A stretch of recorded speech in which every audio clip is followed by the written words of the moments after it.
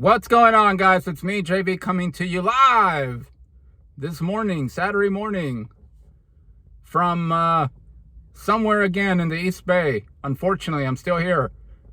I feel like I have an anchor around my ankles. I can't leave this place. But anyway, in today's video, I just wanted to talk very briefly about another topic that many people don't talk about on YouTube. People that travel to different Latin American countries. It's a very seldom talked about topic, and I want to discuss this because when I went down to Colombia back in 2021, prior to my departure down there, usually what I do when I travel abroad is I contact my banking institution. I order some currency from that country that I'm going to be flying to. I get it within 1 to 3 business days, and then I leave to that location. That way I don't have to worry about going to an exchange place of currency down there. That way I don't have to use my ATM or debit card to use their ATM machines. Some ATM machines could be very shady down there, so I try to avoid all of those ways of acquiring cash by ordering them here in the United States. Well, what happened when I went down to Colombia, I only took about $300 worth of Colombian pesos, and I was down there for about 10 days. So eventually my money ran out. The money that I took with me ran out, and so I had to either A, use one of their ATM machines, or B, go to an exchange house or an exchange location and get some more Colombian pesos. Well, I actually chose the latter, and I went to an exchange location. I got more Colombian pesos, and I was on my way.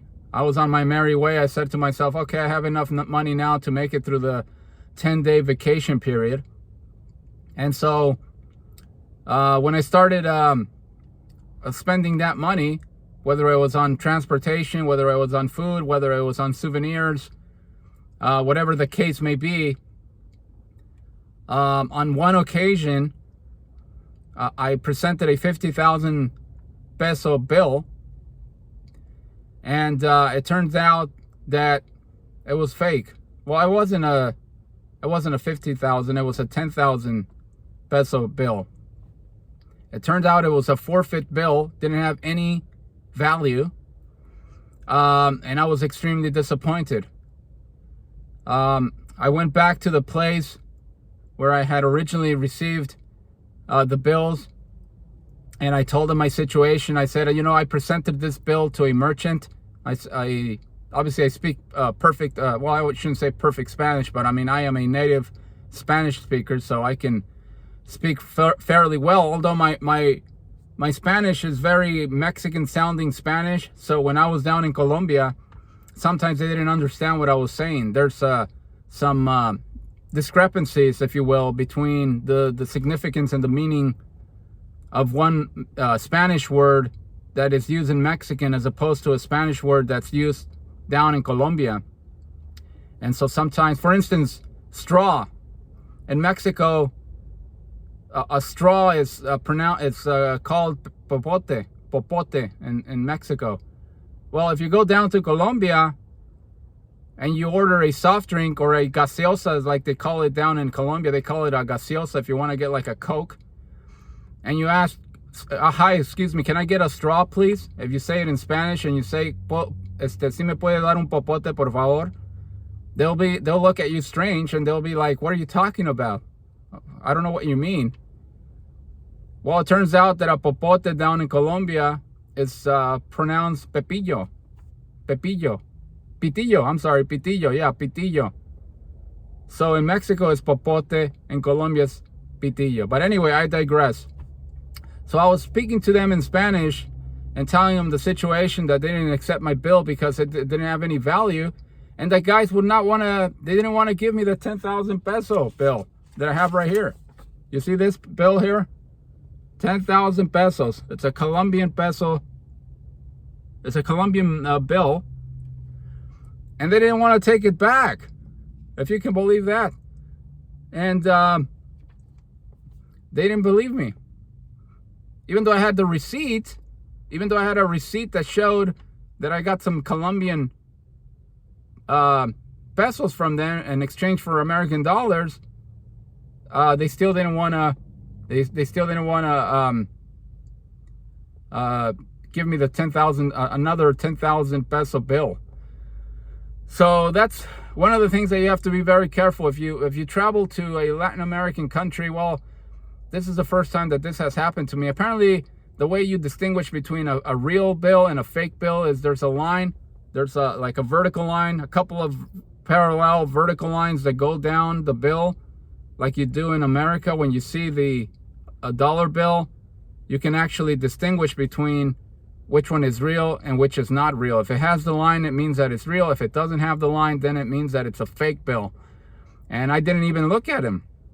When I got the bills, I didn't even look at them. I showed them the bill, by the way, but they didn't believe. I had the receipt. I showed them the bill, and they still didn't believe that I had gone there and exchanged the bills. This had happened like, I think it was like 2 days after I went back there, and apparently they didn't recognize me. It was a different clerk. It was a different person, a different worker there, so that might explain why they didn't know who I was. But you got to be very careful, guys, when you go down to Colombia, especially. Make sure that you take a look at your bills, because they may not be all legitimate. You might be losing out on some money. And I've only been to 3 different Latin American countries. I've only been to, obviously, Mexico, Panama, and Peru. Panama, of course, you're not going to have any issues because their currency is American dollars. But if you go to Peru and you try to get some soles, that never happened to me. It hasn't happened to me in Mexico with the Mexican pesos either. But in Colombia, this bill right here was a fake bill. And it has no value. But just wanted to make a quick video about that. I was going to mention that on my previous video talking about whether or not Medellín was safe, and I totally forgot to mention this. The currency down there, sometimes, even if these are well-established locations, like a bank, like an exchange place, doesn't make any difference. You might still get some fake bills, if you can believe that. If you arrive at an airport, the first thing you're going to see is an exchange place, exchange currency place. Even those places, you might get ripped off. I mean, you're getting already ripped off just by the value that you're getting. You're getting such a terrible exchange rate value at the airport already. You're getting screwed. And on top of that, they're giving you fictitious or false bills. I mean, are you kidding me? It's ridiculous. So anyway, just wanted to make this video, guys. I hope it helps.